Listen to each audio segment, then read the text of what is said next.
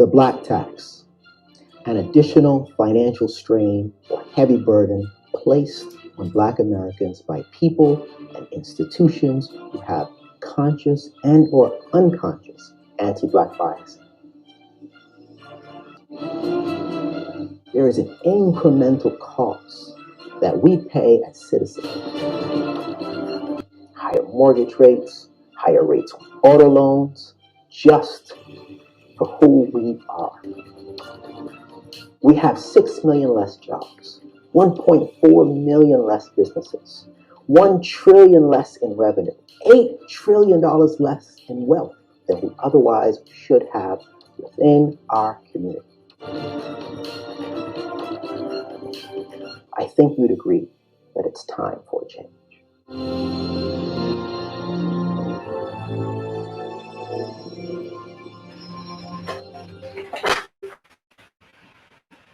All right, welcome, everyone. Again, those who are on the live stream, who are watching us from different web platforms, for those who are on YouTube, also want to congratulate each of all of our alumni that are part of this program, DiverseForce On Boards alumni, those who've gone through our 6-month program in partnership with the University of Pennsylvania, Impact Ed, or who's our instructional and evaluation partner, part of this program. We are excited about the continuation of a program that's now have over 100 people, 100 seats that have been filled by our alumni. And we currently have another cohort of dynamic professionals who are going through the program. We thank Comcast for being a partner in this cohort. We thank the Foundation for being a partner. We continue to thank the William Penn Foundation for being an amazing partner to sponsor folks through the program, and those who are investing in themselves to go through our 6-month board program to then diversify boards throughout the region. And we want to also welcome all of our nonprofit board matching partners, those who are participating in this program. We're really excited to have you here. And I was bouncing around the different tables and saw a lot of great networking going on. And again, for those of you who are board matching partners, next week, those who register for the event next week, you will get an email from us to hear or actually be able to go through a process in which you'll be able to meet some of our alumni who are open and interested in serving on nonprofit boards throughout the region. So look out for that as well. Don't feel pressured to find a board member today, but we again welcome you to network and connect with those who are at the event. Now, Leona, I am sitting at your table. Give me a thumbs up if you can hear me fine. Just a thumbs up will work. There you go. Thank you. Thank you. Just want to make sure everyone can hear me fine, and we'll go ahead and get started. I'm excited about our guest speaker, but today that we have the opportunity to hear from the gentleman that we've been talking about and sharing with many of you is Shawn Rochester. And just a little bit of background on Shawn. He is actually the CEO of Good Steward LLC and the founder of PhD Enterprises. You'll hear more about what PhD represents in his framework of impact.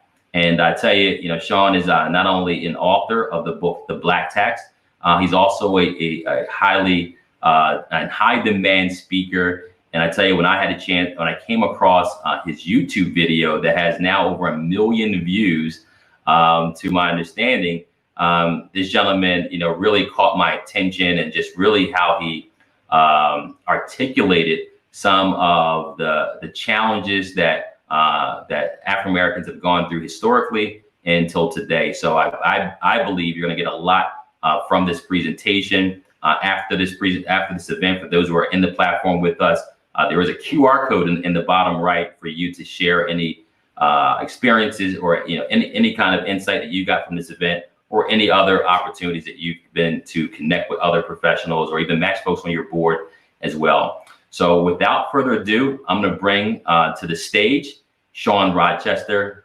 Please give him your undivided attention. Thank you so much. Sulman, thank you very much, for having me as a guest speaker, and for everyone who is watching streaming, and for everyone on the platform. Really excited to participate in this really vitally important conversation. about the economic cost of past and present discrimination. If you guys could throw up the charts for me, I'd really appreciate that. So as was said, my name is Shawn Rochester, and I wrote this book called The Black Tax, The Cost of Being Black in America. And in this book, I talk about the economic costs of discrimination. Now, normally when we talk about discrimination, we tend to speak about it from the perspective of the injustice or the immorality that's associated with it, as opposed to, what is the economic cost? And that's what I wanted to do. What is the cost of that discrimination? And more importantly, what does research from the finance institutions in the country say that cost is? So the work is really broken into three parts. In the first part of the book, I talk about the economic cost of discrimination in markets that are really critical to wealth accumulation for Black people in particular. So that's the housing and automotive. It's the insurance and finance that underpin that. It's the job search, high-end careers, online commerce, capital raising for business, so on and so forth.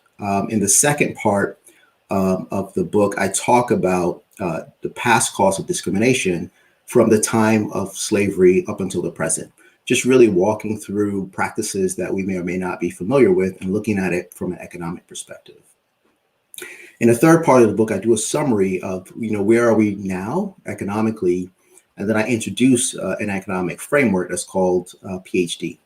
And PhD stands for Purchase, Hire, and Deposit in ways that create jobs, create and expand business, and provide capital in the Black community. The reason that this is of particular importance is because pre-COVID we were missing about 6 million jobs across the broader Black community. We were missing about 1.4 million businesses with employees.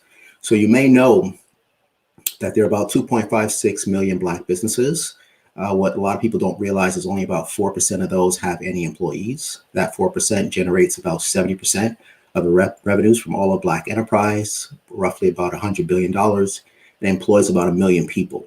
They represent about 109, maybe 110,000 companies. And we're missing 1.4 million of those. And in addition to that, you also have the wealth gap, which is an enormous number, right? It's roughly about $841,000 between the average or mean Black family wealth and the mean white family wealth. Across 17 million Black families, is roughly $14 trillion. So these are massive and enormous gaps. And these gaps are driving about almost all the socioeconomic challenges that we are seeing. So these are big challenges. And as the case with big challenges, we need to get a lot of people at the table, right? 1 second here. Let me see if I can get the charts to move forward. Here we go. But one of the really critical things about, effective problem solving is, in addition to getting a lot of people at the table, we also have to get people on the same level of thinking and understanding, because it's really difficult to tackle and solve challenging problems if A, people don't see the problem, or B, if they think you're the problem. If you would just fix you, right, we would be fantastic. Now, I'm going to share with you a couple of platitudes that you may have heard, right? You may have heard that Black folks are simply not trying hard enough. And quite frankly, that has more to do with not getting ahead than any kind of racial discrimination. You got over 6 in 10 Americans that believe that. You may have heard that Black folks have the same or even better chances, relative to whites to get ahead in America. You got over 6 in 10 Americans that believe that. Or you may have heard that, racism, quite frankly, is an excuse for failure. The failure is mine. And instead of me taking responsibility for my actions and really seeking to improve it and advance myself, I spend all my time kind of blaming everyone else. And you've got about 7 in 10 Americans that believe that. The challenge with that is, if that's the background thinking and resonance and understanding, then that level of thinking is going to show up in the policies, plans, and strategies that are being developed to solve these very issues, right? And of course, effective problem solving needs to be done on a foundation of empathy and understanding, right? Where empathy is our ability to put ourselves in other people's shoes, kind of see and experience things from their perspective, and to understand the pathology, right? How did they get there in the first place? And understanding, of course, is, it's how do we use data and information and knowledge to make the world a better place for ourselves and for our fellow man. So what I want to do is I want to share a quote with you. This quote is from Albert Einstein, and he said that we must make every effort to ensure that the past injustice, violence, and economic discrimination, which by definition is the black tax, will be made known to the people. The taboo, let's not talk about it, must be broken. So Mr. Einstein gave this at an address to the National Urban League back in 1946. So taking heed from his advice and counsel, let's talk about it. So in the short time that we have together this morning, what I want to do is talk about how is it that after over 400 years, more than 40 million African Americans only own about 2% of U.S. wealth, right? Either we are consistently and colossally inept, or there is something going on in the background that we really need to take a closer look at.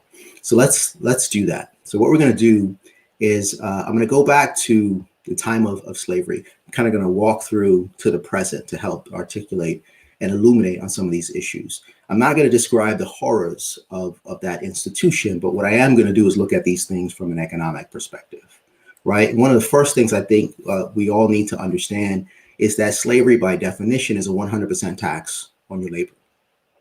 Quite frankly, it means that nothing that you produce is yours, right? Not even you are yours. Now, there are a number of things from that time period that we could never value, right? We could never value what it means to be a man and to be unable to protect your loved ones. We could never value what it means to be a woman and to be unable to control your body for the entirety of your life or benefit from the fruits of your labor or your innovation, so on and so forth. But you can value the economic impact of labor extracted from millions of people over almost a 250-year period. And economists have looked at that. In some place that number as high as 24 trillion, others place it as high as 97 trillion. If you assume that the truth is somewhere in the middle, the economic impact of the extraction of labor for millions of people over that time period could be as high as $50 trillion. Now, that's not the only thing that we can look at from that time period, because if you fast forward to about 1860, we know that there are 4 million people, Black people, held in bondage at that time. Those people represent the most liquid asset in the country. They are about 50% of the full economic value, right, of the South. And it turns out that the value of those folks is actually so large that you have to measure that value in terms of either national income or GDP or national wealth, right? So the value of those folks is estimated to be between 16 and 20% of US wealth, or about 1 to 2 years of GDP, or roughly national income. So if you look at the value of those folks in today's equivalent, from a wealth perspective, we're talking about 15.5 trillion. How do you arrive at that, right? Well, national wealth at the time that I was doing the work was about 85 trillion. It's actually significantly more right now. 16 to 20% of 85 trillion is roughly 14 to 17 trillion dollars. If you take an average of that range, you're at 15.5. If you look at it from an income perspective, it's about $28.5 trillion. Pre-COVID, GDP was roughly 19 trillion. 1 to 2 years is 19 to 38 trillion.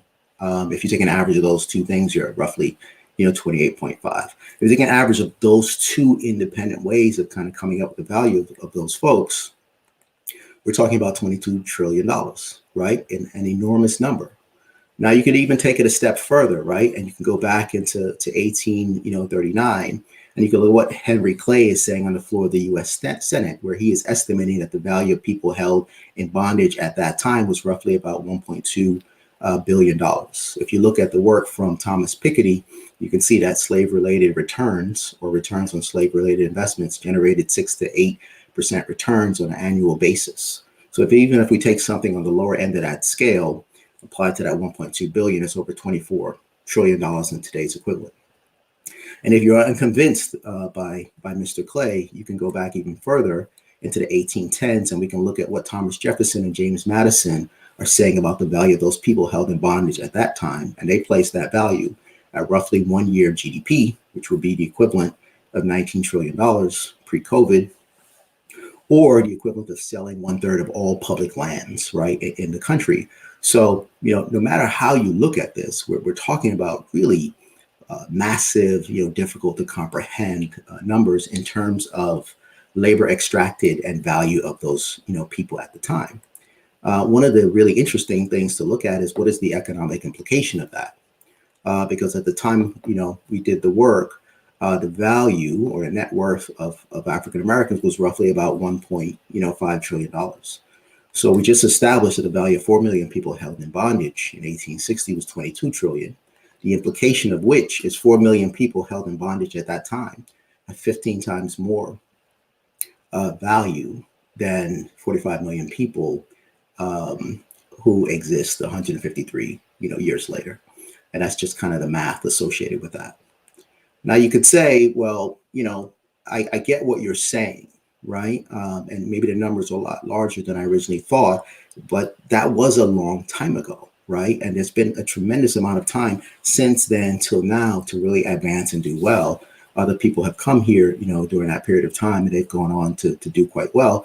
Yet you see Black people still in this situation. And what we have to remember is that, people left bondage with no economic resources, right? There was some conversation and discussion about providing a distribution of land to have a startup capital and resource, land plus, a mule. This, of course, didn't happen. Around the same period of time, there was a massive distribution of land, which is the Homestead Act, which we may remember from our middle school and high school years. And one of the things that's interesting to think about is the juxtaposition. What is the value, right, of what was not distributed versus what was? So if we think about, 40 acres and a mule, if you distributed that to every single person held in bondage, should be about 160 million acres, right? This is just an enormous landmass that's really hard to comprehend. I once looked about purchasing 400 acres with a group of friends. And for 400 acres, you got to go up in a helicopter to see how large that is, right? 160 million acres is really hard to comprehend. But if you put that in today's equivalent, acres, roughly 3,020 to maybe 6,350, kind of on the high end. Again, these aren't kind of Manhattan Bay Area, Miami, South Beach acres. These are kind of farmland, right? Quick math puts that at up to $1 trillion on the high end, generating about $1 billion. $90 billion on an annual basis, right? $1 trillion sounds like a lot, but it's only about 2% of what was extracted from those people during that 250-year period. So not even a 2% in startup resources, right, was allowed for these folks. But if you kind of fast forward a little and you get into, 1862, Congress passes an act called the Homestead Act, and they would proceed to distribute about 246 million acres over the next 60 or so years, right? And that went to 1.5 million, white families. So if you think about that, 246, million acres, you apply the same math on a per acreage basis, that's as high as $1.6 trillion in today's equivalent in terms of the distribution of resources. So we're talking about a little over $1 million a family. Now I'm all about hard working and bootstrap, but $1 million is an extraordinary, start on a per family basis. So if you think about this, how did it really work? You had the opportunity to claim about 160 acres. If you were so fortunate to be able to do so, and you stayed on that acreage for 5 years, at the end of it, you could take your possession of it at no or little cost associated with it. Now, if you were coming from Europe, literally with nothing but the shirt on your back, and you were so fortunate to be able to claim one of these lots, not only could you take possession of the land after a 5-year period, but you would also naturalize. And that's roughly about how long it took to become a citizen, at that time. So it's an extraordinarily high level of investment, in people. Now, researchers say that in terms of direct beneficiaries, there are up to 93 million, white Americans that are direct beneficiaries of this, right? Not secondary, tertiary, related in some kind of way. So that's a pretty extraordinary thing where you have, $1 trillion of land that's not distributed to people from whom many trillions have been extracted from, and yet almost 2 trillion distributed to other members of the society. So you're leaving with really no economic, resources. If you fast forward, a little, you've got the impact of the Civil War, which of course devastates the Southern, economy. It devastates the global cotton market. Land confiscated in the South, because it was all confiscated, is returned, right, to the white planter class, and the massive, cheap, abundant labor, right, is really needed. Just to kind of double back here, just so we're really clear.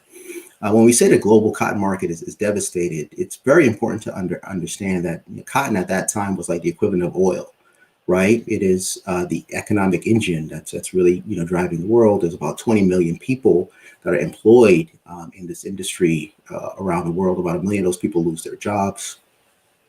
Cotton is about 61% of U.S. exports, right, at the time. And the U.S. dominates about 80% of the global market, right? You simply cannot beat the impact of free labor. So the world is in what is known as a global cotton famine. It affects everywhere. It affects India. It affects Egypt. It affects Europe, of course, right? Japan, the full kind of industrialized world, at that time. So the world is crying out, what is America going to do to put her newly freed, people back to work? And the answer to that is this, construct, right? That's called Jim Crow.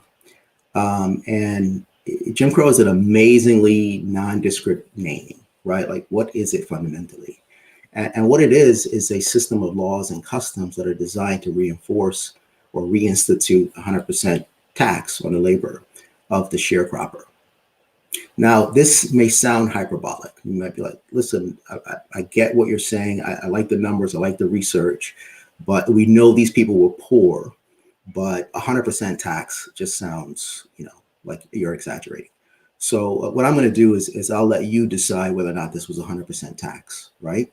And we can think through the ability for people to kind of generate wealth, under this kind of, construct. So, what is it, right? It's fundamentally underpinned by this, by sharecropping, right? And, what is it, at the end of the day? The way to think about this is, the large mega plantations were broken into much smaller lots. Black families would settle, on these lots. They would agree to plant cash crops in exchange for cultivating and bringing the crop to market. They would participate in a portion or a share of the crop. Literally, that's where the name comes from. The other thing that's important to know is it's also a contract. It's a literal contract. The challenge with it being a contract is all the terms and conditions are obviously set by the white landowner. Some of those terms and conditions state that if you fell ill, that they could outsource your labor to someone else and then kind of charge you, back from it. Right now, something else that's very, very important for us to understand is these people basically have no economic resources. About 1870, Black people own about 0.17% of U.S. wealth. Not zero, but effectively zero. And we all know that between now and the harvest, it doesn't happen tomorrow. It happens at the end of the season or at the end of the year. And between now and then, the white landowner has to provide them with food and clothes and shelter and the tools and seed and everything that they need really to bring that crop, to market. And they're doing it at rates as high as 70% per year. So with rates that high, a person is effectively setting your cost structure or your expenses. Now, here's the other challenge. The other challenge is, when you bring those crops to market, the white farmer is the market. He tells you what those crops are worth. So that means that he sets your revenue or your cost. So, and if someone controls your revenue and your income, and they also control your expenses, by definition, they control your profit. So I think you see where I'm going when it comes to 100% tax, right, on your labor. Now, if you're fortunate, your profit will net to zero, right? If you're unfortunate, because they don't want you to go to someone else who might be more generous, right, with you in terms of compensation, they will make sure that your profit is negative. So at the end of the year, you owe them. And they will roll that into the following year, and now you're in perpetual debt servitude. Now, extremely difficult to accumulate wealth under those circumstances. And I know what the initial thought would be, which is the same initial thought that I had, which is that's a horrible deal, right? I would never take that deal, right? But here's the challenge. If you decide to not do that, they have laws for that. And those laws are called vagrancy laws. And those laws state that if you can't prove that you're a landowner, and if you can't prove that you're gainfully employed, they can charge you with a criminal offense and put you in a state or county jail, right? Now, you might have said, well, I didn't see that one coming, so I might sign a contract, right, because of that. But upon reflection and second thought, I'm just not going to do the work because it's a horrible deal. And it is, right? But if you sign that contract and then you decide to not do the work, they have laws for that. Those are called contract enforcement laws. And because you broke that contract, they can charge you with a criminal offense and put you in a state or county jail, right? Now you might say, okay, I didn't see that coming, but you know what? It's still a bad deal. I'm not going to do the work. I'm just going to sit in jail, and you can leave me there for as long as you want. And then when you're done, just let me out and I'll go about my business. But here's the problem with that. They have something for that, and that's called convict leasing, which means that they will lease you back out to the very white farmer or private corporation that you did not want to work for in the first place. Now, there is an aspect of convict leasing that you could say is even worse than the institution of slavery in this kind of one respect, which is while a slave owner will kill you or beat you within an inch of your life, slaves are expensive, and they would much rather have you around for another 5 or 10 or 15 years to maximize the return, right, on their investment. So they have kind of what's known as an interest in your residual value, right, your value beyond, today. There is no such interest within convict leasing. They are only interested in what you can do under the terms of the contract, whether that's 6 months, 8 months, 18 months, that's it. They don't care about your life beyond that period. And under those conditions, you have mortality rates approaching 50%. That's a 1 in 2 chance of death under these kind of draconian, circumstances. Very difficult, right, to accumulate wealth, under these circumstances. The other thing that's important to know is extremely lucrative, because you don't have to invest in the whole person. You're just investing in maximum extraction of resources from a person over a relatively short, period of time. So if you go back to 1914, if you look at the state of Alabama, about 20% of their revenue is coming from convict leasing alone. And there are estimates that this number, is even higher, right? So it's extremely lucrative, despite, how severe it is. Now, it's interesting to think a little bit about what kind of environment would have to be in place to allow this to happen on the scale of millions of people over many decades, right? So if we kind of think about what's happening, during that period of time, if you look at what fundamentally kind of are these Jim Crow laws and what are they doing, and you look at what Professor Robeck from Yale University says, is that these laws can be best understood as attempts to enforce an otherwise unenforceable labor market cartel, right? That there's an extent to what discrimination can do, and beyond that, you need the law imposed to maximize the extraction of resources. So if you go to 1883. You've got, Supreme Court decision that really strikes down the original civil rights legislation that was put in place in 1875.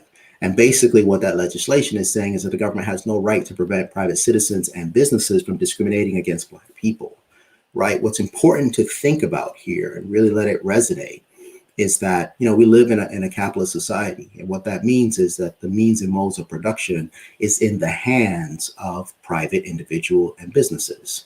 And this says that those folks who control that, the market economy, have full ability to discriminate, right, against Black people.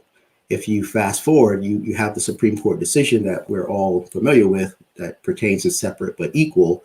But what that is doing is fundamentally allowing discrimination in the public sector under the false pretense of equal distribution or equality, right, of facilities, right, for Black and white people. And we know that that was not the case, right? So what is that saying? It's really just allowing for unfettered discrimination, both in a private sector and in a public sector. And you have the legal, kind of framework to do that. And then you can see how states react to this in terms of revisions, right, to their constitutions with these really kind of grotesque stated purposes, right, in terms of really discriminating against Black people, whether it's from Mississippi or it's from Louisiana, or if you even look at Virginia, where they talk about to discriminate to the very extremity of permissible action. Why is all this of really significant importance? And it's because if you look at the work of Gary Becker, and he wrote The Economics of Discrimination, he's a Nobel Prize winner. He says that it is proved that if effective discrimination occurs, against Black people at all levels, then the absolute and relative income of Black folks falls continuously as discrimination increases, right? Again, very difficult to accumulate wealth under these, conditions, right? So if we think about this and we understand this wasn't a 2 or 3 year period, this thing lasted, right, from about 75 years, roughly 1870 or so, into the mid 40s, and during which time about 4,000 Black people were lynched. These are the folks that are documented, right? There's more than that. That's the equivalent of one Black person being executed per week over a 75-year period. Like under those circumstances, you kind of get the hint. People weren't prosecuted for these things, right? No one was coming to save you. It became very clear the conditions under which you survived.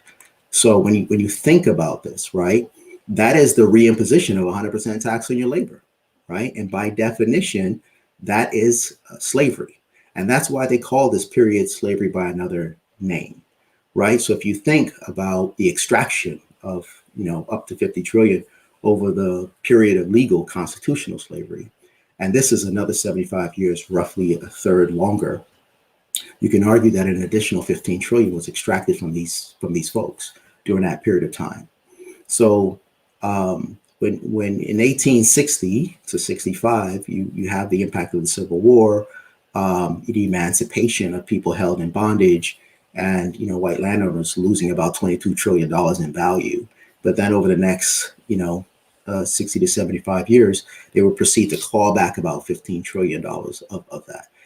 The point here is it's extremely difficult, right, to accumulate wealth and resources under these conditions, right? Now, so you have the impact of Jim Crow.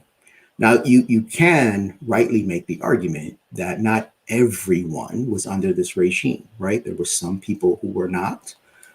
Some of those people got access to education. Education clearly is the great, equalizer. W.E.B. Du Bois at the time went to Harvard, and the like.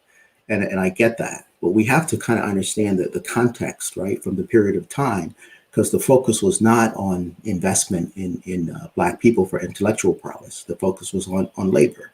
So if you think about what is happening, that former white planter class really needs large, abundant, massive, readily available labor, right?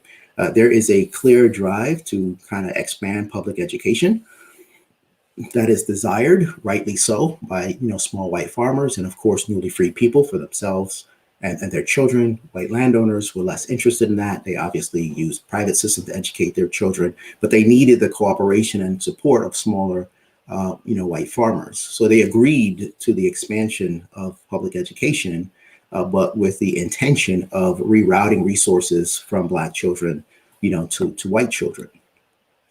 So if you look at what Du Bois says, and he's pretty much the father of sociology, he says in the 40 years since emancipation, Negro taxes and the Negro share of income from indirect taxes has fully repaid, right, the investment that was made in Black people's education by white people. That's the statement that he's making, right? Black people has put in as the equivalent amount of resources. If you look at Thomas Logan, who was a former Confederate general and an industrialist, he articulates that when the freedman regards himself qualified to earn a support by mental work, using your intellectual capabilities, he is unwilling to accept manual labor. And that is what is required, right, in the South.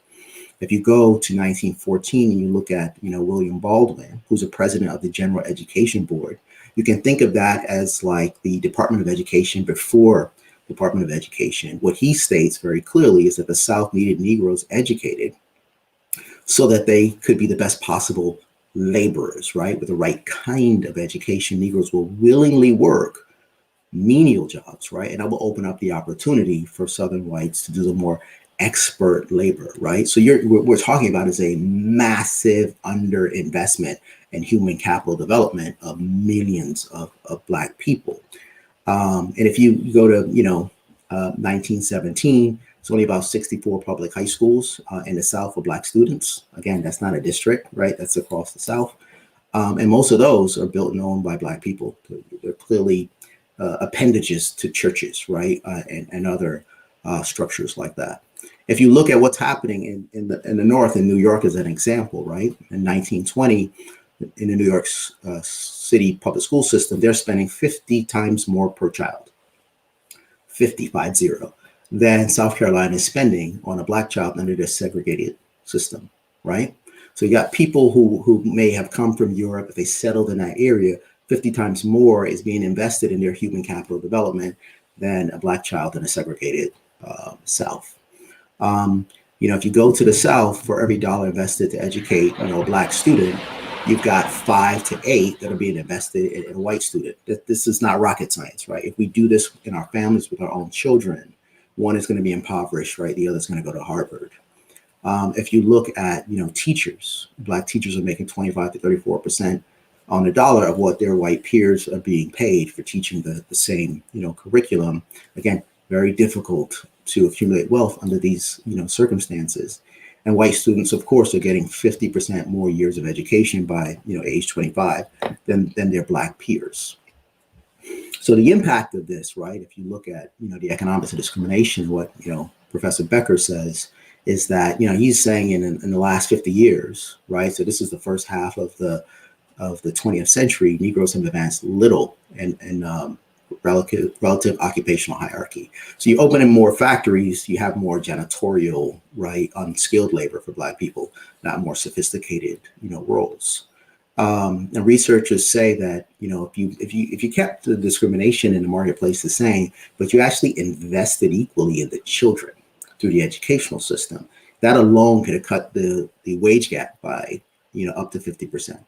Right, which is an enormous thing. So when you start to think about that over a generation for millions, right, of Black children, that's over $600 billion of impact. If you look at that over this 90-year period, right, that we're roughly talking about, up until about Brown v. Board of Education, you're talking about, over $3 trillion of impact. A massive underdevelopment, right, in human capital development for Black people, extremely problematic.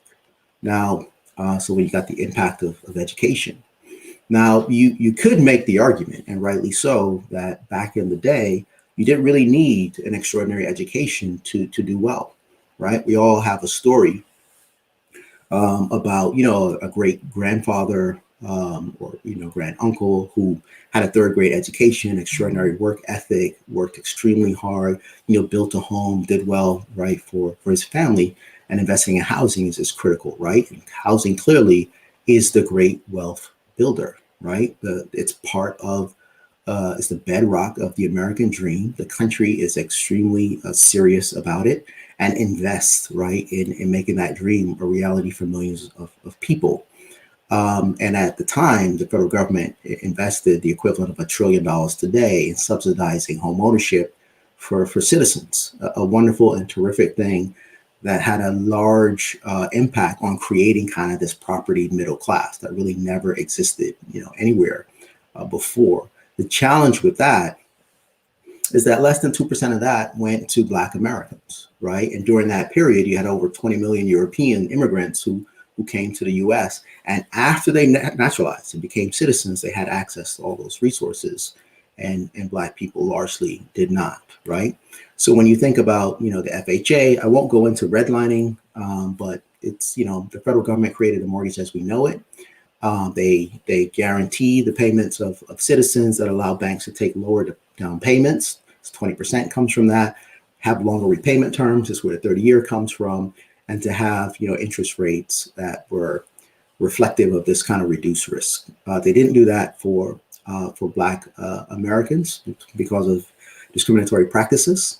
So it was very difficult to participate in home ownership, even though the desire was there. The banks followed suit according to that.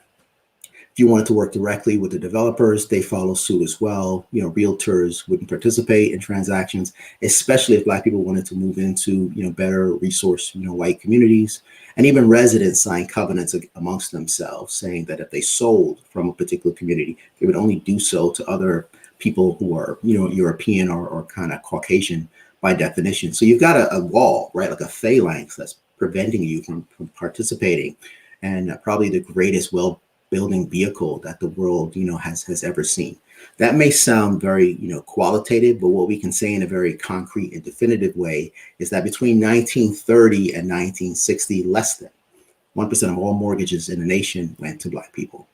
Less than 1%, right? Now, just because you can't get a mortgage doesn't mean that you don't have a desire to live and to be a part of this American dream, right? People still want to own homes. So what they did is they turned to the private sector, private markets, under something called contract sales.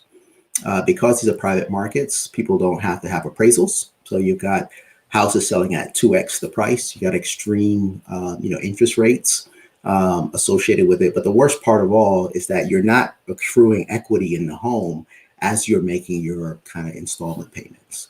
Easiest way to think about that is if we agree that I'll take possession of a home after 100 installment payments, and I make 99 of those on time, miss the 100 for whatever reason, you get to keep my down payment, keep the 99 payments, evict me from the house, resell it to someone else.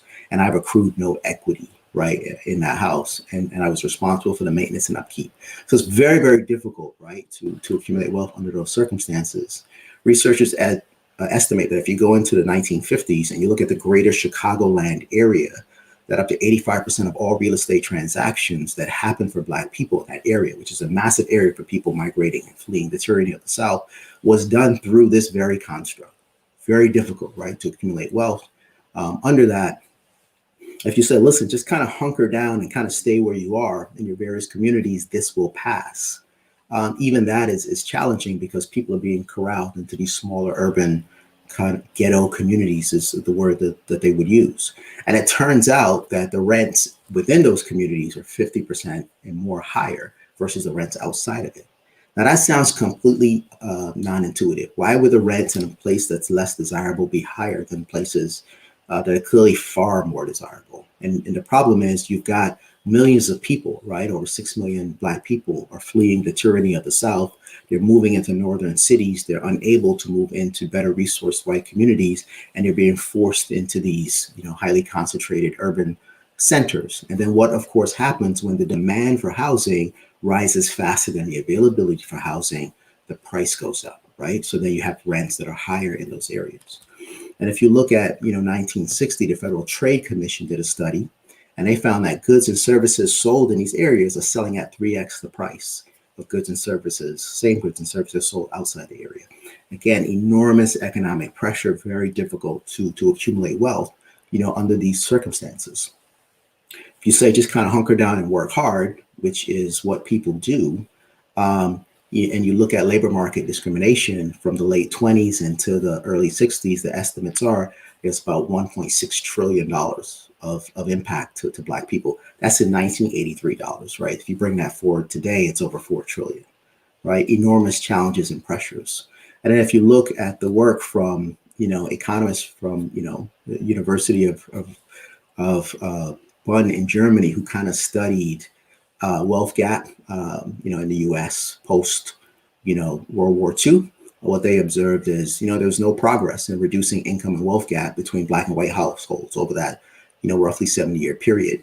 This gives you an understanding and context behind why it would be so difficult to be able to lower the gaps, right, under this kind of construct that's happening. So when you look at housing, you've got a massive impact, right? When you look at labor, you have an almost equally massive, you know, impact. There, of course, is the New Deal and the GI Bill, which we won't have time to go into. There's the impact of the interstate highway development. We'll have time to cover that. Then, of course, there's the impact of discrimination from post-civil rights up until the present, right? All these things we can, you know, cover in the book, which I encourage everybody to read.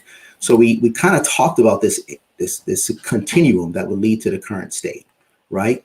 So we talked about the impact of slavery, the impact of Jim Crow, You've got, no startup capital giving to people who, trillions were extracted from. You've got the impact of education, housing, right, labor, all of which is feeding into what we observe today, which is gap in wealth, massive gap in jobs, massive gap associated with businesses with employees. Now, if we think about where are we now, right? The Black community is missing about $1.5 trillion in business and consumer income. $1 trillion of that is associated with just the missing businesses. $500 billion is unemployed and under employment associated with it. We talked about the wealth and the jobs. Something else I wanted to share briefly was a number that kept coming up as I was doing research for this book, and it seemed like we're trapped in this kind of 2% rule. So and the number comes up everywhere. So if you look at corporate supply chain spend, it's less than 2%. Government supply chain spend, this is at all levels, by the way, federal, state, local, it's less than 2%. This is with Black enterprise, right? This is not a minority statement. If you look at the spend, even between African Americans or Black people and businesses within Black community, that's less than 2%. If you look at the presence of participation of Black people in almost all high growth, high compensation field, it tends to hover at a 2% participation rate. SBA lending, less than 2%, numbers like 1.6%. If you think about, business formation in terms of venture capital, angel investing, friends and families, right? Those things are less than 2%. All of this puts a really significant depressive impact on job creation, business formation and expansion, right, in the Black community. So it's really important to have this context as to how we got here, right? Helps us to design solutions to be able to get out of this statement. One of the things I do want to kind of share with you real quick was a question that I got when I did my first talk at Google. And people were like, an individual said, we have a better understanding of the economic cost of discrimination for Black people over this period of time. But could you talk to us about what was the cost to the country? And I thought that was a profound question. And I didn't have the answer at the time. But I said I would think about it. I was fortunate to be asked to come back, right, and to speak at Google. And I had a response, and I shared it in this way. And I'll share this with you, which is, what if Black Americans during this period of time that I was just talking about had been allowed to fully participate in the innovation system that drove the country, right? It's a profound question, because when you start talking about from post-emancipation into kind of the mid part of the 20th century, that's the heart of the Industrial Revolution. It's also this Jim Crow period that we talked about. During this period of time, you got about 2.5 million patents that are created. Telephone, light bulbs, radio, motion pictures, automobiles, transistors that drive really the tech economy, so on and so forth. If you say how much of that is attributable to Black people, it's about 726. Almost a complete and total shutout. Why is this important, right? Because if you look at, Kortun from Yale, he says a constant flow of new patents can generate a constant rate of economic growth. This is empirical and demonstrable, right? And that the nations, from the Brookings Institute, says the nation's unequal access to high quality schooling deprives the innovation system of a large pool of individuals that might otherwise make or commercialize important discoveries. Something else that's really important that people understand is that talent, skill, capability tends to follow a normal distribution or Gaussian spread. Really just a fancy way of saying 70% of people tend to be in the middle, right? 15% tend to be substantially above average. I call that group the ultra brilliant. We all think that we're part of that group. And 15% tend to be substantially, below, just across populations. A really interesting question to think about is, what was the size of that 15% or ultra brilliant population within the Black population during this period of time? And what were those folks doing? So if you think about that, right, the size of this population is about 730,000 in 1870. It's not the Black population, it's this 15%, of ultra brilliance. That number is growing to about 1.3 million by 1900. Almost 1.8 by 1930. By 1950, it's almost 2.3 million people. What are these people doing, right, in 1870, right, and 1900 and 1930? They're principally engaged, right, in sharecropping and tenant farming and domesticated work, right, as opposed to being engaged in things more complementary to their skill set. By the time you get into the early 50s, only about 1.6 of the Black population even has college degrees, right? It's a massive underutilization of talent and potential. This is really critical because if we start thinking about what's the impact on the country for not having included this brilliance, you know, if you had, right, at all levels, we'd be looking at 280,000 more patents. That would have led to over $2 trillion more in GDP to the nation on an annual basis.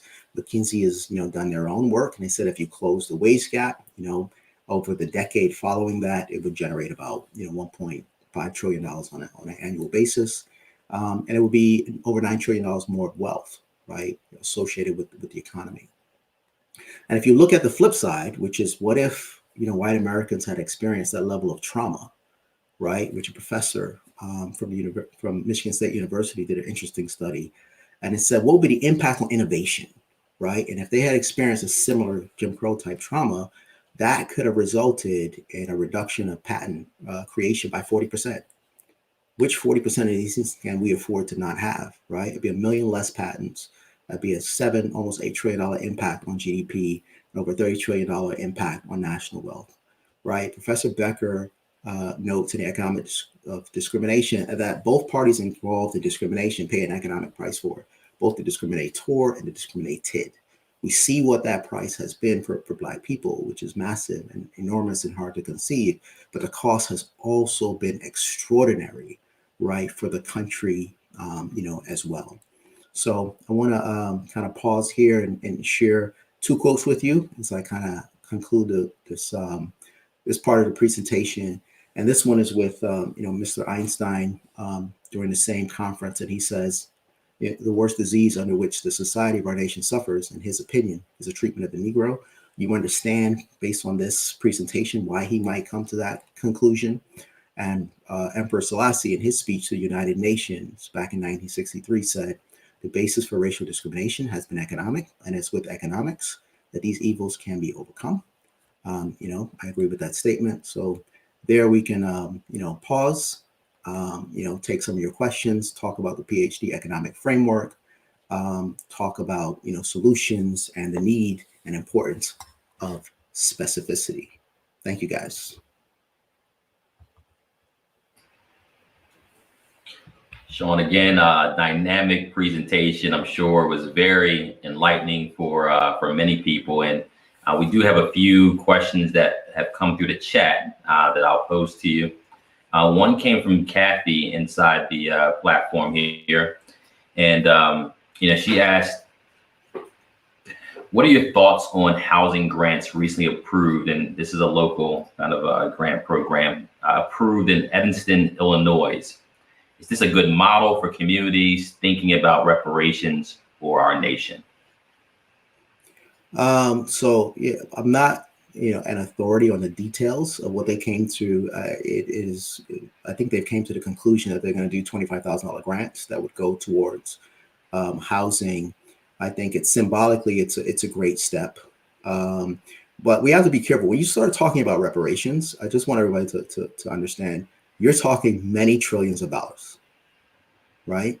So, and so this is, you know, an important move to show other communities that there are things that can be done. Housing is obviously critical, right? And it's great that they have, you know, made a difference in terms of what they're doing.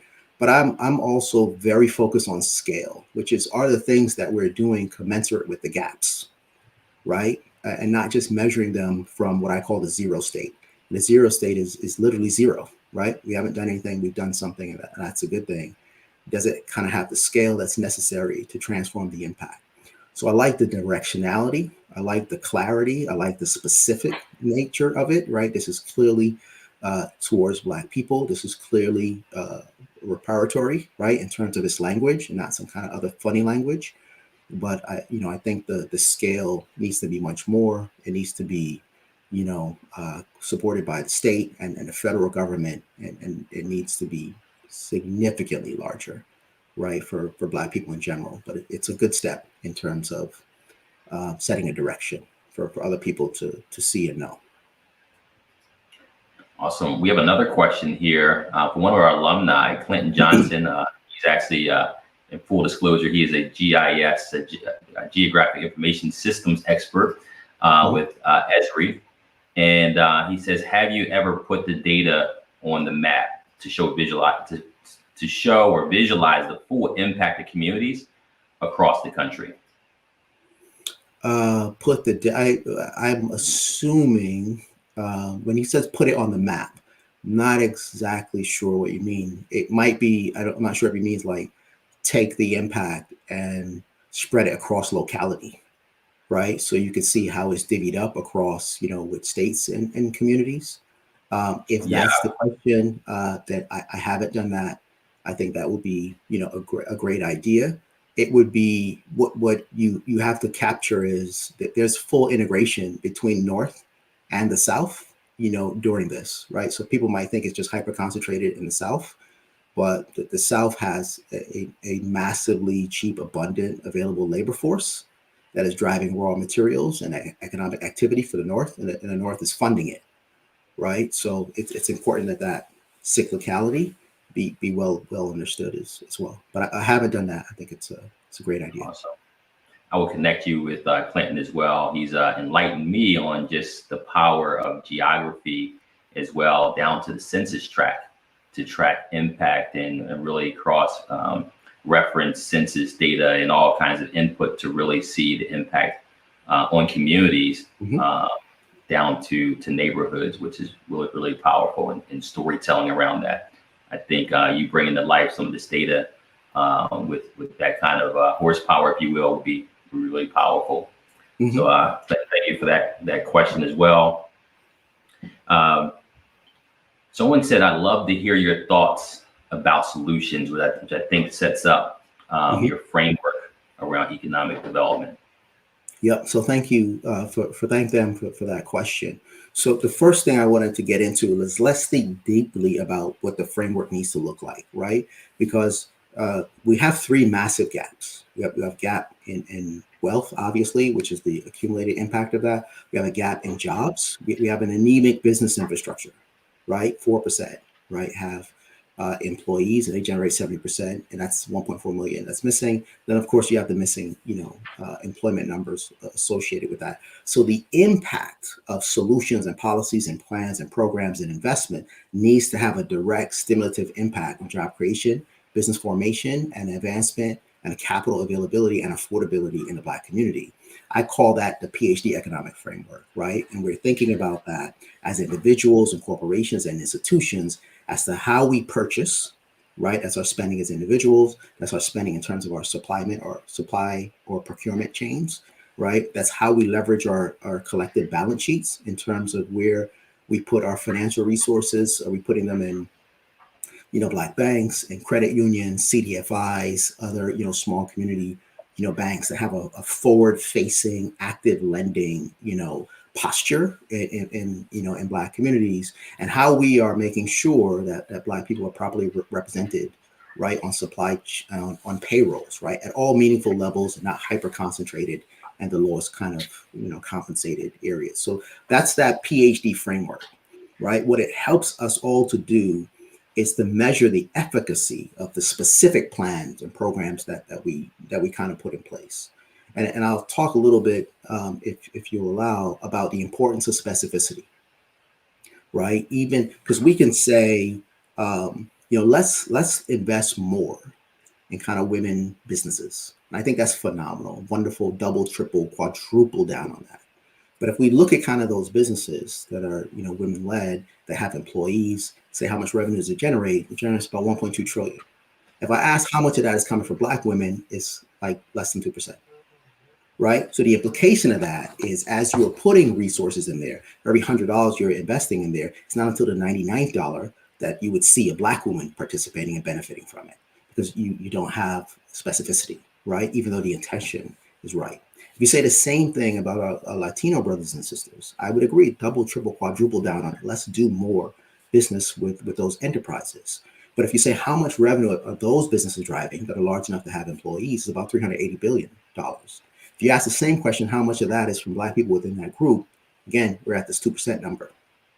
So it's not until the $99, right, that you see that kind of benefit. You say the same thing about our Asian brothers and sisters. I'm like, yeah, let's do it. Let's make it happen.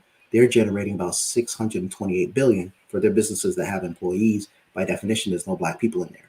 So if I add up that entire kind of group of diverse spending, only 4% of that is going to Black enterprise.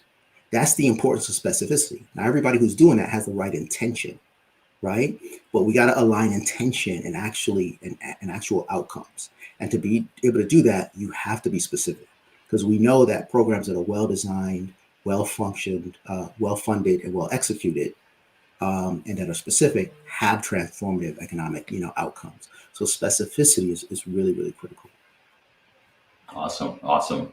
And we know the nonprofit sector ranges as far as revenue that comes into the organization. And many people may look at the nonprofit sector differently, which there are a lot of differences. But at the end of the day, it's a misnomer in some cases. It's really a non-distribution of profit because here in Philadelphia, out of the top 10 employers, 8 of them are nonprofit organizations. They're hospitals or universities. But we do have a question from Susan, who said, what can we do? What can or should those of us running tiny nonprofits who are truly committed, what can they do to make a change? Yeah, so the impacts are, it starts at the individual level, right? So it's what can we do as individuals, right? So as we think about affecting these gaps, it's, who do we do business with, right? So if we're so fortunate to be able to buy a home, do we include a Black realtor? If we're going to insure, so we think about a Black insurance, agent or broker, right? If we're going to turn that house into a home, we're going to make some upgrades, or we're going to use a Black general contractor, or all the phenomenal skills in terms of, heating and plumbing and electrician and roofing and all that kind of stuff. Do we use kind of those service providers? That's on a personal basis, right?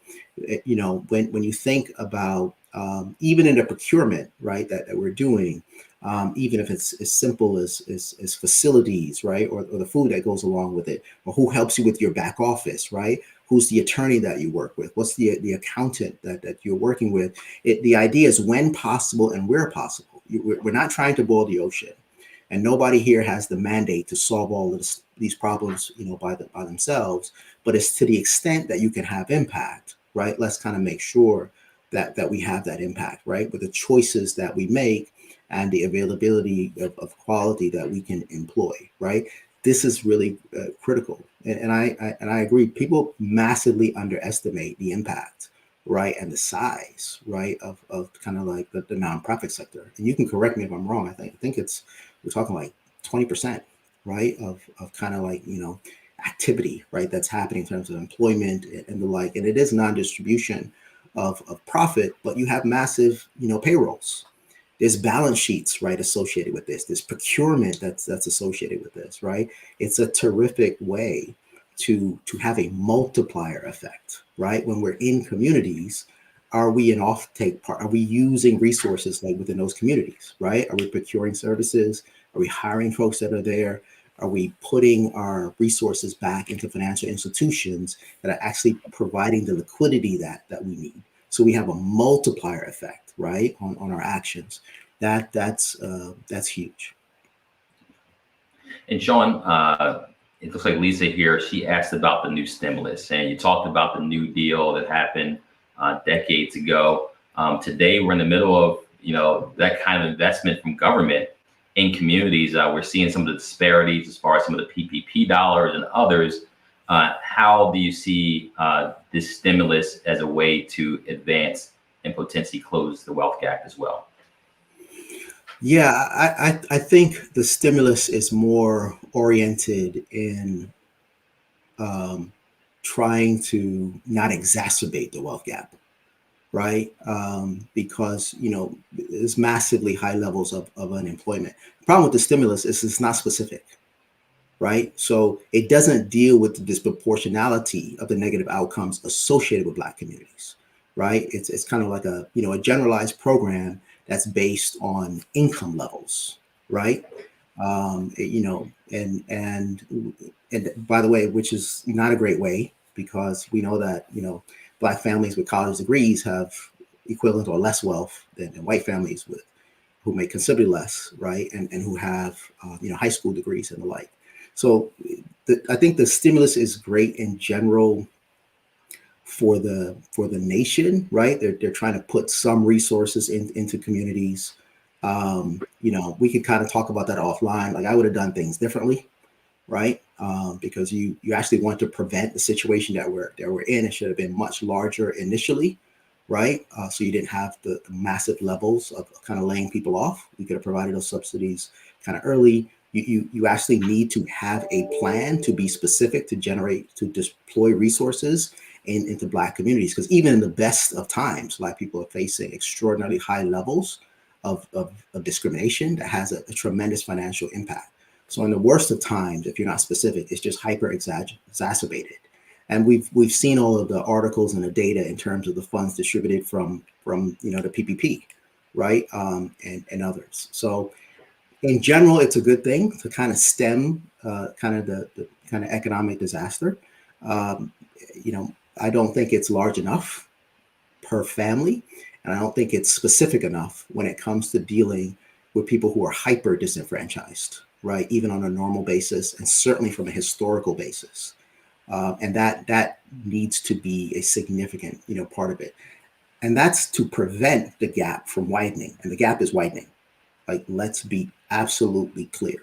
If you look at education, we've got millions of kids that are not plugged in to school, right? They were barely being plugged in when they were present. Now they have the option to opt in, right? And many aren't. And then they don't have the infrastructure and technology. I don't want to kind of go on a tangent, but the gap is certainly widening. I think this is trying to reduce it. It's not specific, so it's losing the multiplier effect that it could actually have.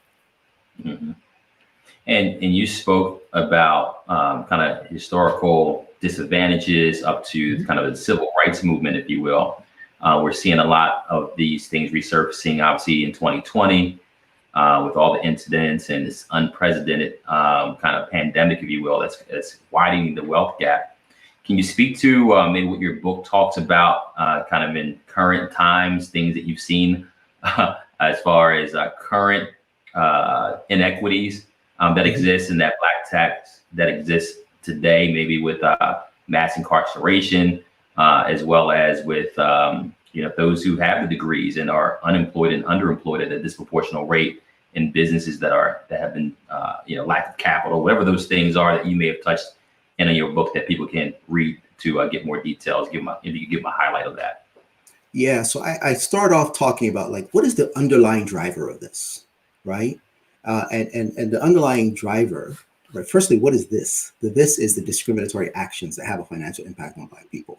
What is the driver of it, right? The driver of that is coming from bias, right? Which is by definition, it's a systematic error in judgment, right? You're associating people with something that they're no more likely to be than someone else. So one of the first things I talk about is, what are the current levels of anti-Black bias, right? And then how does that show up in terms of discriminatory actions across multiple different areas? Because we wind up talking about the leaves and not what's driving it.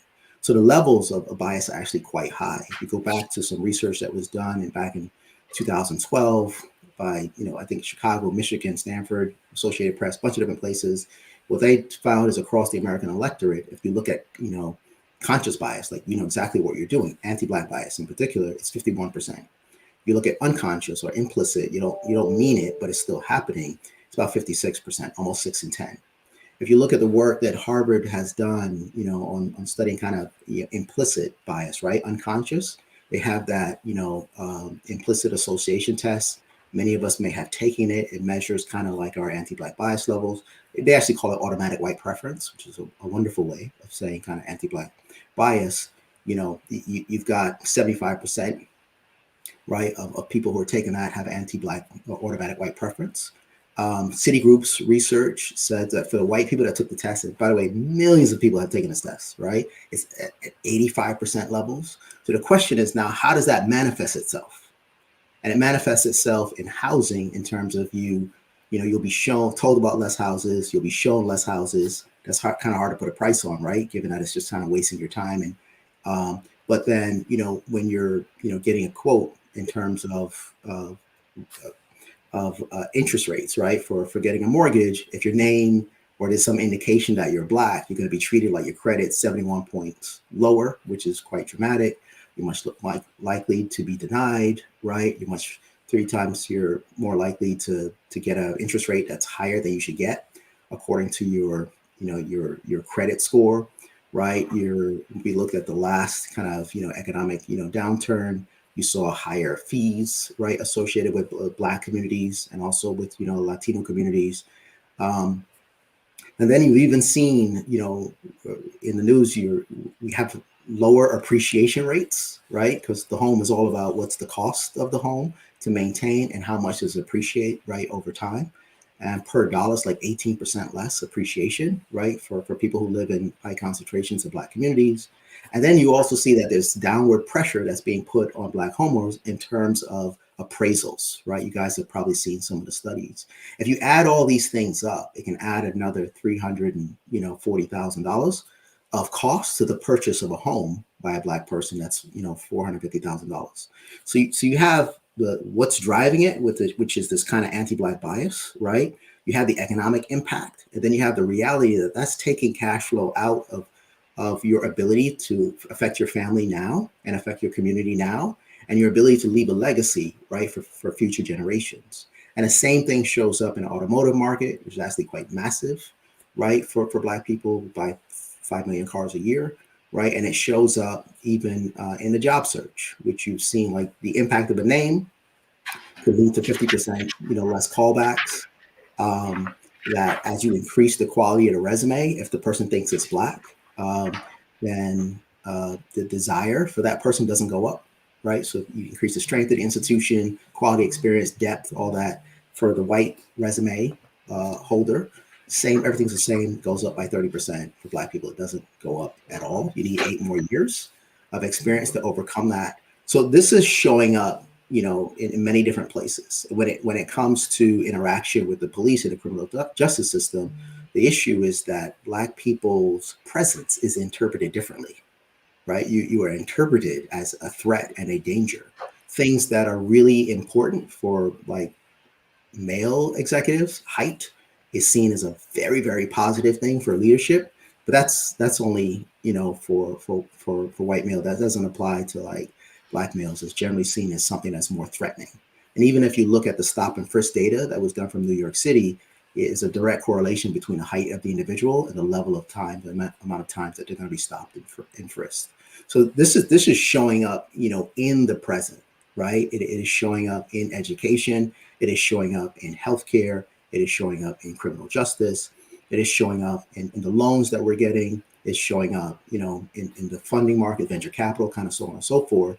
But people just don't have the context. They don't have the information, and the associations that they're making is that it's a deficiency in, Black people and constituents, particularly, and not seeing the fullness of the environmental, right, effect that's associated with it, And I wanted to just underscore a point that I kind of ended with that I don't want to go, unnoticed here, right?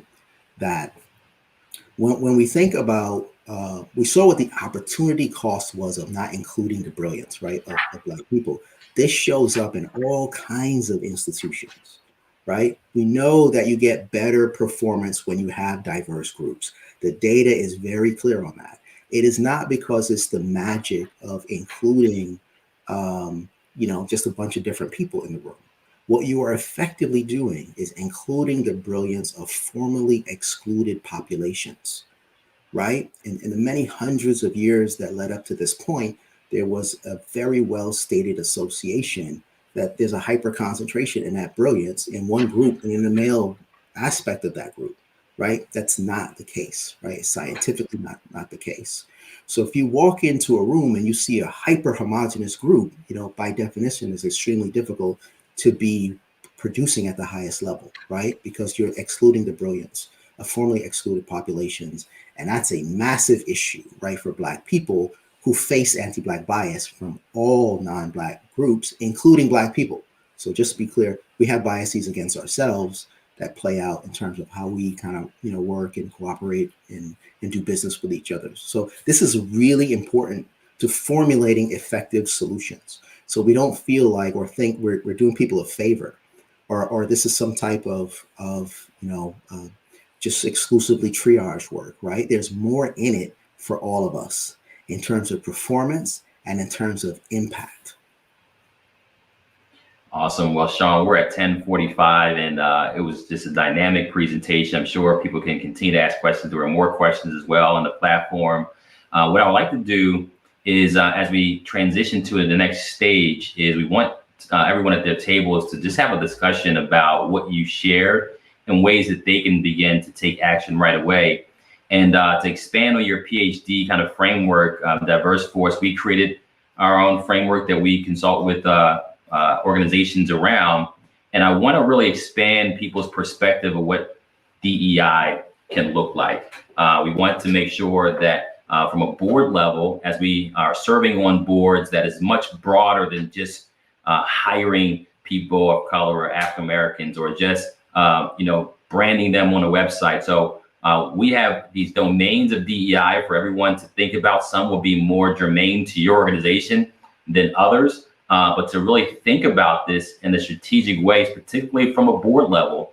And after this, after the break, we're going to have a panel or a fireside chat, if you will, with some of our DiverseForce On Boards alumni and participants that we pre-recorded for you to hear kind of their perspective on. There's 3 of these domains that you'll hear from. One will be executive leadership. You'll hear about talent management, and also you're going to hear from someone who's in philanthropy, who gives the kind of their perspective around philanthropy and community engagement.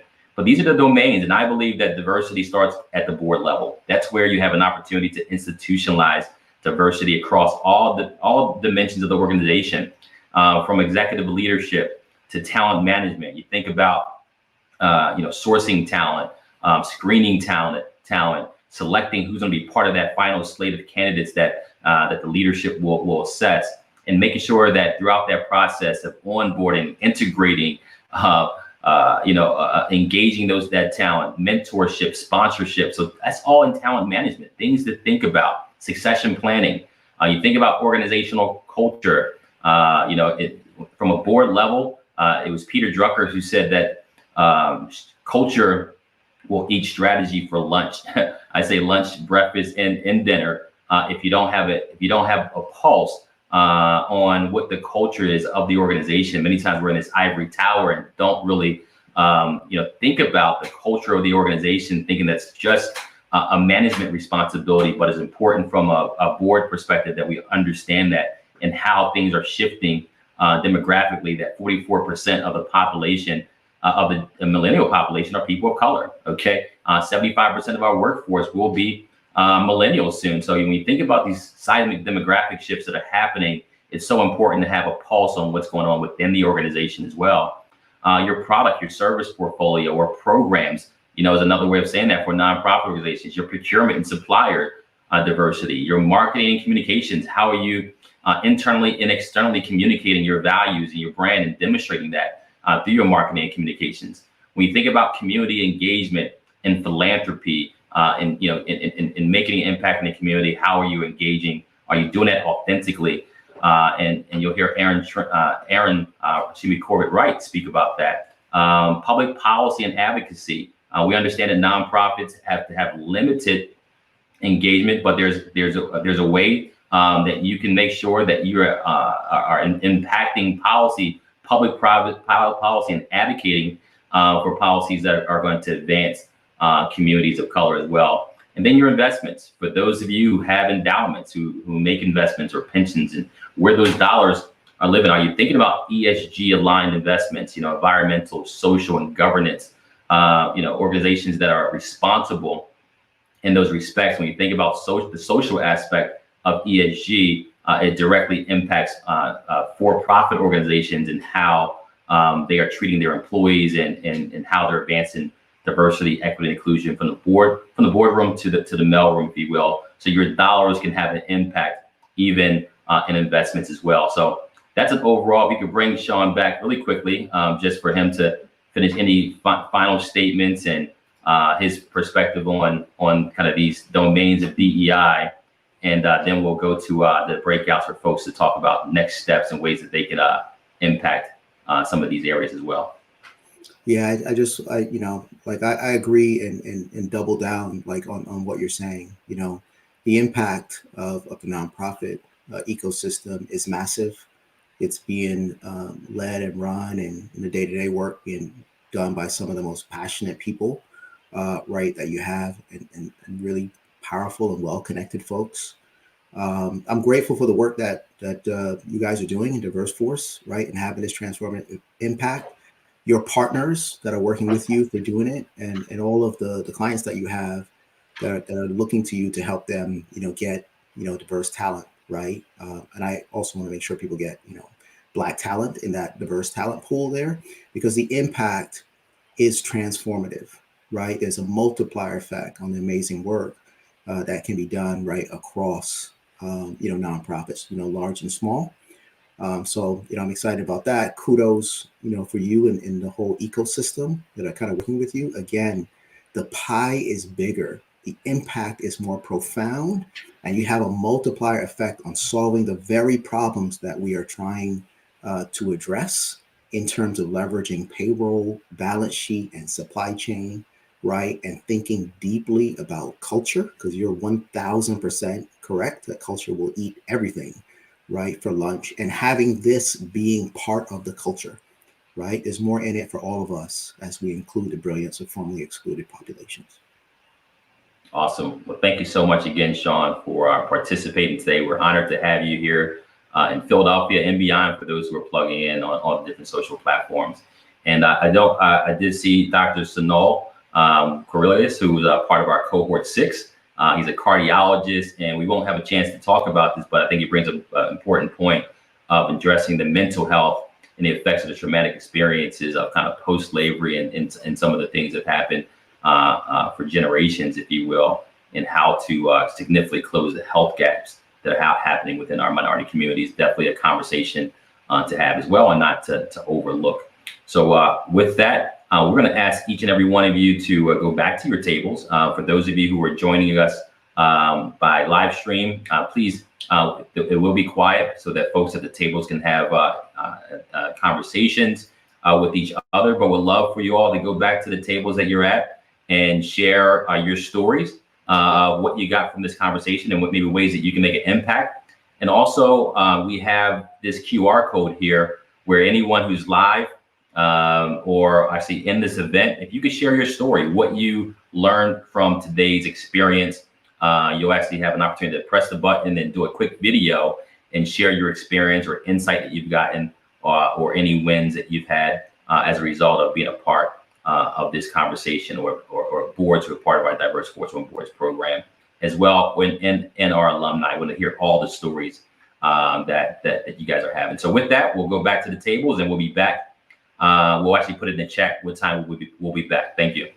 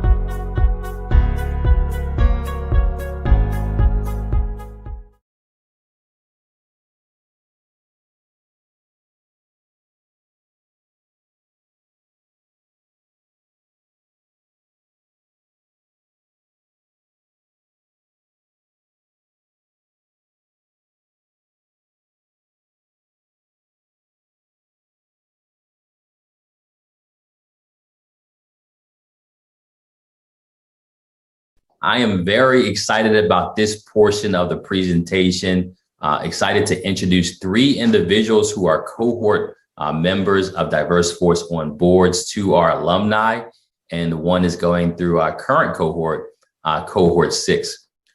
First, I want to introduce Erin Corbett-Wright. Erin is actually an executive with TD Bank. She's a vice president. She's with the Charitable Foundation as a program manager and manages millions of dollars in which she grants organizations up and down the East Coast. Very happy to have Erin with us today. Also, we have Malik Brown. Malik Brown has a background in corporate America and has transitioned into the nonprofit sector. He is now the president of Graduate Philadelphia, a nonprofit organization here in Philadelphia. Excited to hear from Malik.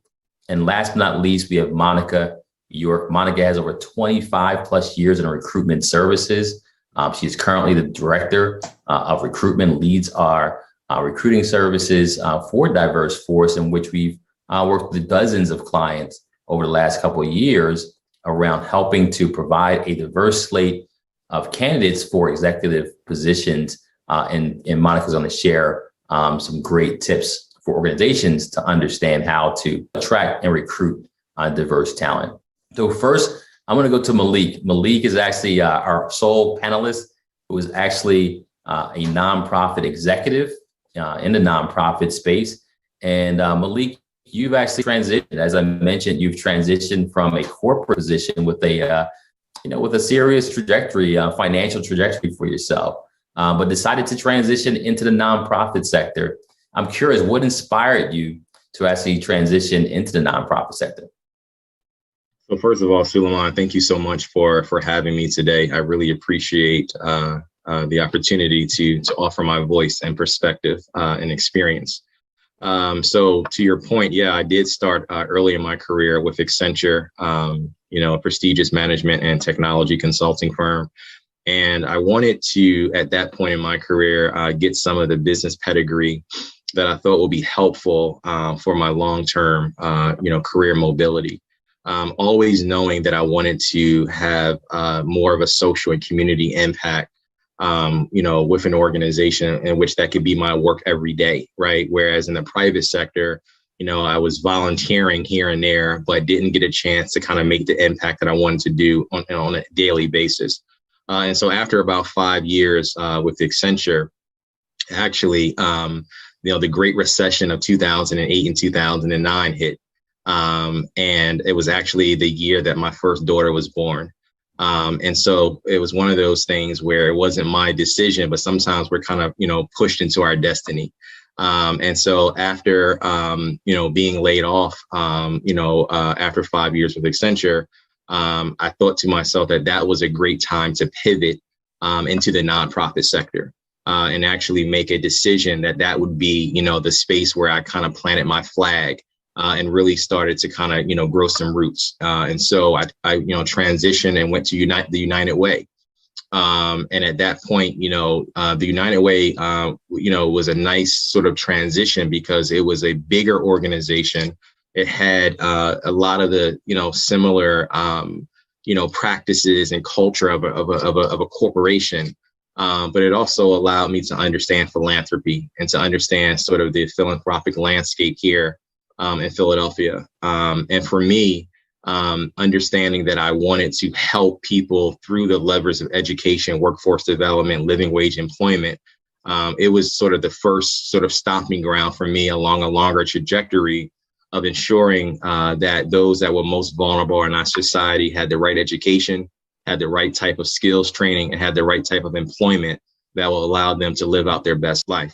And so that was the motivation for me, Suleiman. I think I always had the idea, even after grad school, finishing my MBA, working at Accenture. I think I always had a desire and a motivation to serve in the nonprofit social sector.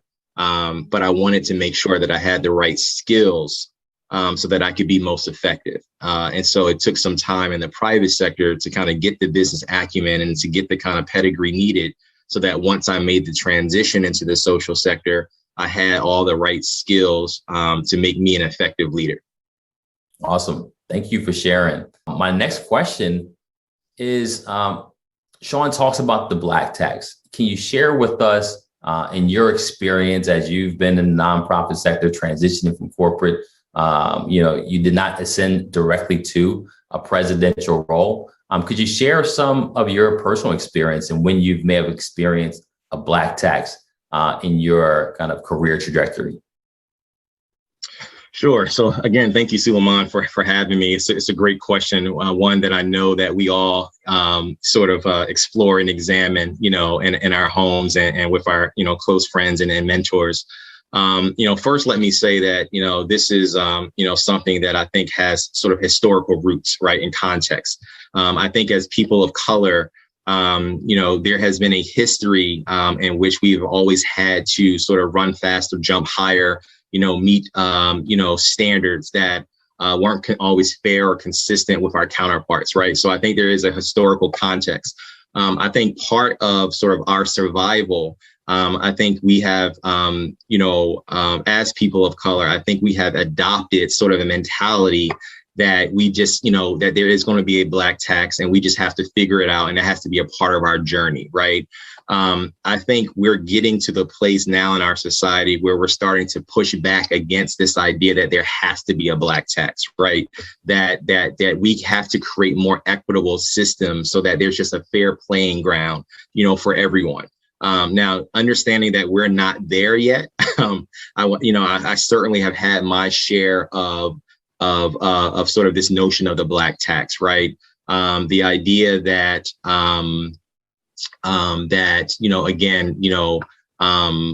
that I have to run faster, or that I have to, have performance that, my counterparts may not have had, that I have to kind of navigate microaggressions and unconscious bias, right? That all of these things sometimes feels like you're boxing shadows, and it's really hard to sometimes put a finger on it because it's under the surface, right? And sometimes it's hard to articulate. But I think we've all felt it. We know what it looks like. We know what it feels like, because we can see it. We can talk to our allies. We can talk to other folks, and we just know that our journey is a little bit different, right? And I think all people of color, in my opinion, in some form or fashion, have understood what it meant to be a high performer, but have to sort of manage being a high performer, right? And I just think that is something that we still have to navigate, right? Because it takes a high degree of emotional intelligence. It's one thing to be a high performer. It's another thing to manage that performance and manage people's perceptions of that performance, right? And that's where the black tax comes in, right? And I think that it's just something that, it's the world we live in versus the world that we're trying to create.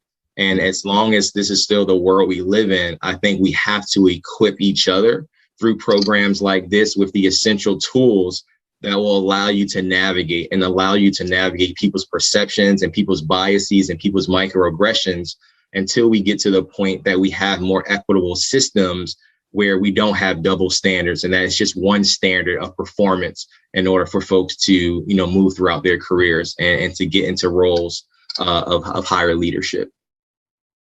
Awesome. Thank you for sharing. And obviously, as a nonprofit leader, you're an executive with a nonprofit organization. Would you mind sharing how board members can help to support executives of color? We hear a lot of stories about those who are in those seats and many times have boards that don't necessarily look like them. Just in your experience in being in the nonprofit sector and currently the president of a nonprofit organization, would you mind sharing just ways that board members can support executives like yourself? Yeah, I think, Suleiman, it's a great question. And again, I think we kind of point to sort of this word around sort of equity and emotional intelligence and empathy, just your ability to kind of put yourself in someone else's shoes, right? It's sometimes it's a hard conversation sometimes to have with a board member, to be able to articulate how your journey is a little different from a peer that might be white, right? That your access to certain social capital is different, that your access to financial capital is different, right? And so those kind of conversations are sometimes difficult to broach because as an executive leader, you don't want to present any excuses, right? You want to present confidence, you want to present solutions to your board and not problems or challenges. But in sort of this era where we're having more courageous conversations, I have actually sat with my board and talked about being the only person of color in the room. I've talked about sort of the journey of building out more social networks and getting more access to capital that might be a little bit harder than my white counterparts. And I think we have to have those honest conversations. I think we as executive leaders have to be bold enough. I think it does take some finesse and some diplomacy and some creativity. But if you have the right board members that are willing to listen, I think that you'll get to an outcome that you're looking for. But I think at the end of the day, it's really, it comes down to relationships, right? If you have a good relationship with your board chair, and you've built and developed that relationship, then I don't think any conversation is off the table. But it does start with a foundation of having a good relationship, and then I think you can kind of broach some of those topics that may be difficult. Awesome. Thank you so much for sharing that. And now we're going to transition to Erin. As I mentioned, Erin is with TD Bank. She is a philanthropic leader in Philadelphia. And Erin, based on your own personal experiences and as a funder, how do you typically look at organizations and recognize clues or cues, if you will, that the organization is racially equitable? Absolutely. So some of the questions that I'll ask during a prospecting call relate to leadership within the organization. So are the board of directors or are the leadership team, so that's your executive director, your COO, your CFO, are these individuals members of the community that your organization most often serves? That's an important consideration. If that diversity isn't there, how do you source impact and influence and guidance from the community that you serve? So do you have an advisory board? Do you, on a regular basis, are you doing community engagement surveys? What is your relationship like, and how often are you soliciting feedback from the individuals that you're impacting? And I mean that beyond just whatever survey or impact instrument you may use to evaluate the effectiveness of your program. So that's a separate conversation. It's like how are you folding in, the community and its needs and its perspectives into the design and the kind of skeleton of the organization that you run? So that's one. So that's why we look at leadership.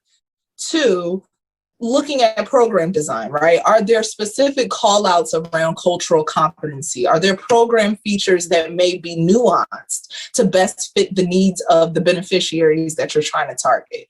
So for example, I have a grantee, Green America, who provides micro lending to small business owners, particularly women of color. And so one of the things that is a nuance based on the community that they serve, which is 95% Black and Latino women, is that they only hold meetings for their members in the evening. There's never going to be a daytime meeting that Green America does. Why? Because the majority of their memberships are sole proprietors and heads of household. So the time that they actually have to dedicate towards building, refining, improving their small business actually has to come at the end of the day. It can't happen in the middle of the day. So that tells me that diversity and equity are important kind of levers and in this institution, because they have shifted themselves to meet the needs of community, not ask community to shift itself in order to meet the whims and the wishes of the organization. So that's another way that we're able to see that DEI is kind of built into the fabric of an organization. And then lastly, in terms of how you evaluate progress, is that done in a way that is pejorative? So are you kind of outside looking in, fishbowling a community, or are you, willing to be there for an extended amount of time? Because a majority of the issues that we try to address within the public sector are systemic, and they don't go away within, a 3-year grant period. They don't go away within an annual grant period. So, how are we showing what's emerging as we evaluate impact? Those are the different areas in the different areas within an application, or even in terms of the kind of matching process between a funder and a partner, where you should look for signs of equity. Awesome.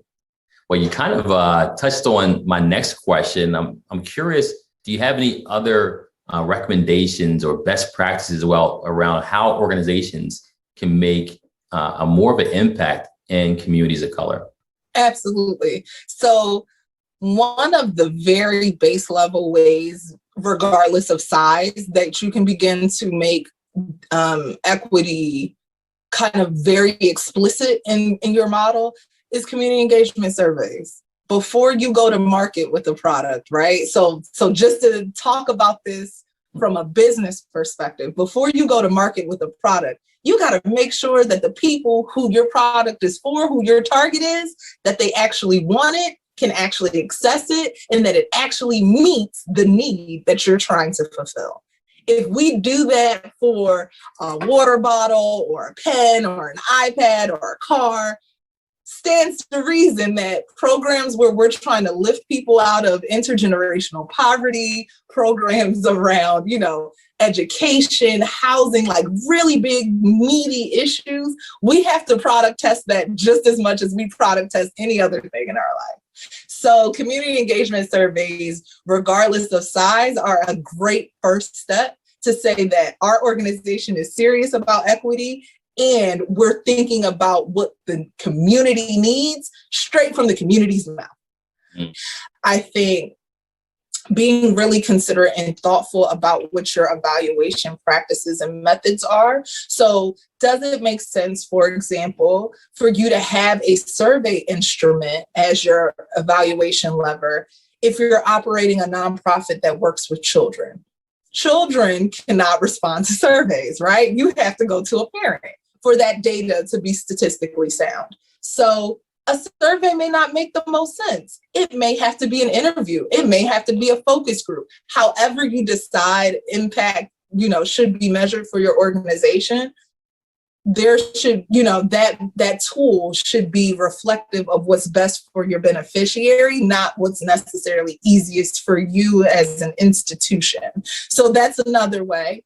And then lastly, because I like to do things in threes, another way is diversify your board. That's why we're all here today, right? Like diversify the leadership within your institutions. So even if as an executive director, you may feel like you're a little stretched in terms of reaching out to communities of color for your leadership and talent, you should be considering how you represent the communities that you serve within your board, because those are the captains of the ship, right? They ultimately are the ones who have that bottom line responsibility to the institution. So there's no one who's going to be more dedicated to the mission than someone who is impacted most directly by the services. So those are 3 actionable ways that organizations can get serious about equity. Awesome. Thank you. Of course. Thank you again, Aaron, for sharing. And I'm now going to transition to Monica York. As I mentioned, last but not least, it's been a pleasure to work with Monica. I know she's seen a lot in the recruitment space and working with organizations that are looking to diversify their talent. And Monica, I'd love to hear, if you wouldn't mind sharing with folks, just how we as an organization with DiverseForce, how we've worked with clients in ways that we've helped to provide a diverse slate of candidates for some of our clients. Absolutely, absolutely, happy to. So some of the things that we do that I would encourage organizations to do are to critically evaluate their job descriptions, making sure to uncover language or requirements which are biased or inequitable, or sometimes just unnecessary as related to the job. One of the things that we offer, and certainly organizations could find likewise, is leveraging robust networks that we have of a database of persons of color. So if they have professionals in their organization, if they're parts of other associations where they can connect and make sure that networks of people of color are aware of job openings, aware of opportunities with their organization, that would be helpful. One of the things that we do a great job of is attracting passive candidates because our brand is trusted. So they really need to evaluate, is their brand trusted? Because if it is, it will, and if it's not, it won't. The other thing that I think we do a great job of is creating a candidate experience that upholds and appreciates all of the identities across the range of the spectrum of diversity. And so it takes some thinking through, but I think that if organizations are purposeful, they absolutely can find ways to ensure that regardless of the individuals that are approaching their company for a position, they feel respected, they feel honored, they feel heard and seen. This is pretty simplistic and this is not new, and we do it, and organizations that do a good job with diversity do it, is to make sure that their screening process eliminates as much bias as possible, right? So you have to have very standardized questions, you have to have very standardized scoring, you have to have individuals who are trained. Let's not assume that the interviewers can carry this off without some help and assistance. And then something that I think that we also do is making sure that the interviewing process is equitable. Be sure that individuals, when they are interviewing with managers, that they have the same experience across the board, regardless of how that individual got into the pipeline, how they got into the interview funnel, their experience is the same as every other one's. And then certainly the one thing that everyone can do is ask for feedback. Individuals of color, individuals of diverse backgrounds surely have opinions. And if organizations are not seeking that post-interview or post-hire, they're missing a great opportunity to be responsive of the feedback that they get. Awesome. Well, thank you for sharing that. And I know you've also seen some cases where companies have derailed their own activities around diversifying candidate pool. Would you mind sharing some examples, without any names of companies, but some examples of that organizations can derail their diversity? Yeah, for sure. And some of these are a little bit under their radar. And so I really hope that it's helpful to know that, certainly some policies that are in place. We've seen companies that have policies that they think might be helpful or might be supportive, but really they are creating undue stress on candidates of color. And so evaluate your policies to understand, is this policy such that it might prevent diverse candidates from applying or being ideal candidates for your position? One other area is to discount transferable skills. In some industries, they have not done a good job with elevating candidates of color. And so if you're looking for someone, for example, that's got X number of years of leadership, and they've been in an industry that has not done a great job in diversity, you might be missing the opportunity if leadership is not necessarily such an important skill for the role that you're looking for, right? Evaluate the number of years that you're looking for. Is it important that someone have experience with direct management, or can they leverage their transferable skill where they were indirectly managing organizations or indirectly managing other people? I think it's important to be important to sell diverse candidates, right? Check out your website, check out your press. Diverse candidates do their research. And so your reputation is really important, and it's going to precede any engagement that you have with that individual. So if you don't have, you can't tell the story on the phone or in person if the media hasn't preceded you in doing that. So that's really important. And I think it's also important that you are cautious about their experience, right? In the interviewing process, same thing. What language are you using? How are you approaching those candidates? Some conversations that you have with candidates of color might land differently with them than it would land with people who are not from a diverse background. So those are little ways that I think that organizations undermine their own good intentions of attracting and hiring diverse candidates. Awesome. Awesome. Thank you so much, Monica. Phenomenal points. Thank you to Aaron Corbett Wright, and thank you to Malik Brown. I'm sure that everyone who heard those points were able to take something from it and hopefully apply it to those domains of DEI that we talked about, and so many more that you have an opportunity to participate in. As someone asked about those domains, those who did register for the event, we'll make sure that you all get a copy of that as well. So again, guys, we would really appreciate everyone who participated in this program today. We're going to pull the QR code back up. We want to hear from you. We want to hear your feedback from the event, what you took from the event. You can actually open up your camera on your phone, and you can actually hover it right over the QR code, and it should give you a link that you can actually link to the video testimonial. We would love to hear and sharing your story. Tell us who you are as well, and we're excited to hear kind of the insights that you gained from this event. Maybe ways that you can see yourself putting these things into action in your everyday life, whether it's personal or professional. As you think about being an ally, you think about being an advocate, if you will, to advance racial equity. We're going to open back up for everyone to, if you want to bounce around, again, you can, for those who are within the event, you can actually double click on different tables and network, exchange information with each other. And again, those who are DiverseForce On Boards matching partners, you can actually, and if you're not, you can actually go to DiverseForceOnBoards.com, and you can actually, if you're a nonprofit organization, you can fill out the form, and we'll be able to, they said the QR code reached the scan limit. My team probably didn't upgrade to the right stage. I don't know, but try it if you can. But yeah, go to DiverseForceOnBoards.com. We'll send out the QR code later for those who are not able to do it. And for those who are interested, mid to senior level professionals of color who are interested in going through our DiverseForce On Boards program, we currently have a cohort of over 25.